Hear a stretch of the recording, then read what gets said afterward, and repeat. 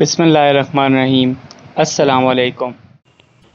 آپ سے رسول اکرم کے ارشاد کے بارے میں سوال کیا گیا کہ ضعیفی کو خضاب کے ذریعے بدل دو اور خبردار یہودیوں کی شبیہ نہ بنو، تو آپ نے فرمایا کہ یہ اس دور کے لیے ہے جب دیندار کم تھے، لیکن آج اسلام کا دائرہ وسیع ہو چکا ہے اور وہ سینہ ٹیک کر جم چکا ہے، لہٰذا ہر انسان کو اپنی پسند سے کام کرنا چاہیے۔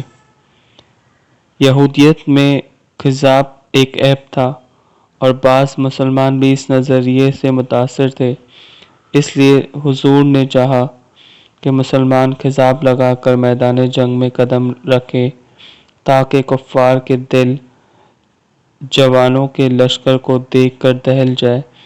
اس کے بعد جب اسلام کو قوت حاصل ہو گئی تو خضاب کی ضرورت نہیں رہ گئی، لیکن پھر بھی عیب نہیں ہے۔ جی فرینڈز، تو کیسی لگی آپ کو یہ ویڈیو؟ اور مزید اگر آپ کو اچھی ویڈیوز اور نالجیبل ویڈیوز دیکھنی ہو تو کائنڈلی ہمارا چینل کو سبسکرائب کریں، لائک کریں اور بیل کا بٹن دبا دیں۔ Thank you.